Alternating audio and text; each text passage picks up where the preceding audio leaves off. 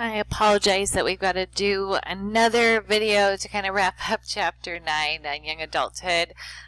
So I enjoy the frames of relationships because I feel like the letters really speak to the dynamic that is going on in the relationship. When we think about relationships, we also need to consider the interaction, and interactions in relationships need to be renewed, to be sustained. And so this theory of love, wheel theory of love, kind of looks at the cyclical aspects that need to happen.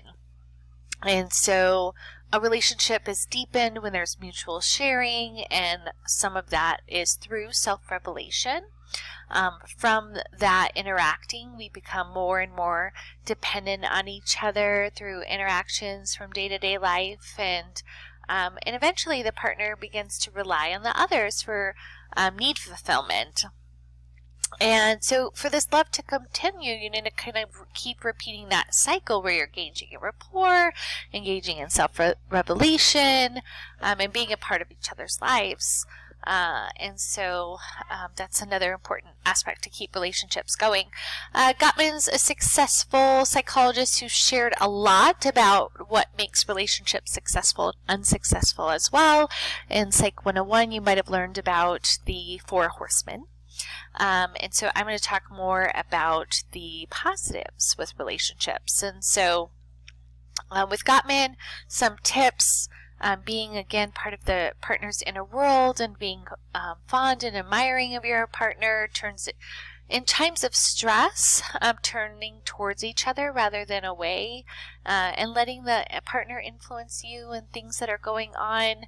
And then thinking about perspective taking, being able to respect your partner's view on things, and figuring out what's solvable, what's creating shared meaning through experiences and memories, and engaging in activities both people enjoy. And it does take work to keep that passion and that intimacy going on relationships so you can keep up with that consummate love, as Sternberg discussed. When we're thinking about communications, again, a great tip, even besides romantic relationships, even when you're thinking about interacting with kids, any family member, make sure you have a higher ratio of positive to negative comments. So through Gottman's research, they've used this rule of 5-to-1, trying to think of for every 5 compliments that are positive, there's 1 critical one. So sometimes relationships can get too much on the negative end, and so focusing on the positive is really important.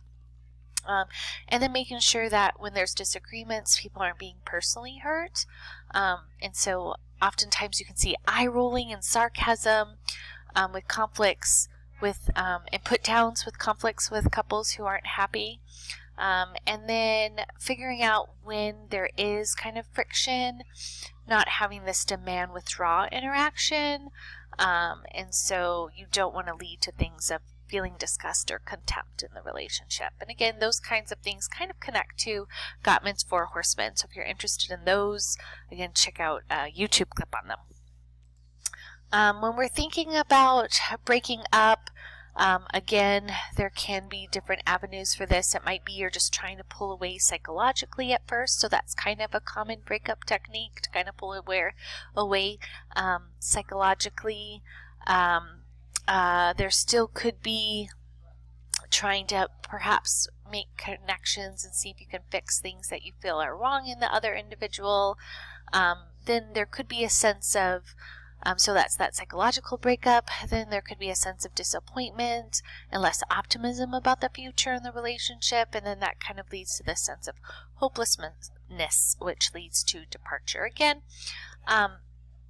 these ideas of little frictions are flaws you might see as endearing, but then they grow to become possible issues. And so it's not the case of loving someone for their flaws, or reframing that idea of flaws. And again, this is just one theory, kind of looking at some common processes we see with breakups. Young adulthood is full of careers as well. So we talked about Levinson's career theory. Another career theory was super. And so again, with Super's theory, we're kind of in that stage 3 where you're kind of narrowing in your choices of career and kind of starting that career. The book also discussed this idea of neither employed nor in education or training. Often you see these NEETs, again, neither employed nor in education or training during this young adulthood period. And so again, this kind of gives you some examples again of those different stages with super. We're seeing in young adulthood, we're kind of in that establishment phase where we kind of maybe figured out our career, started that job, connected to our career. For career happiness, it's also important to think about how does this fit into your satisfaction with life and connection to your intrinsic goals. And so this kind of goes over in order to be happy with your workplace, you do need to feel satisfied with inner fulfillment. That's intrinsic career rewards. There also needs to be extrinsic. You could be really love something, but if it's not paying your bills, it's not giving you the salary you need, that's going to lead you with a lot of stress and not fulfilled.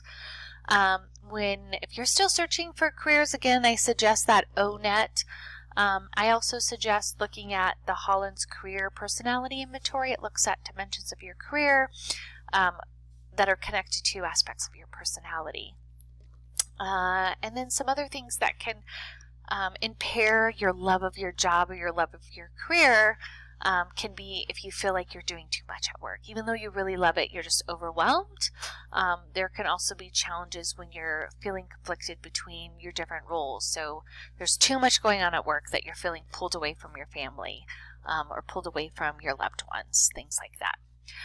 So that's my quick recap for that last bits of Chapter 9 with Young Adulthood. Again, I encourage you to look at the key terms and key concept slides as well in your PDF, and I hope you're having a great week.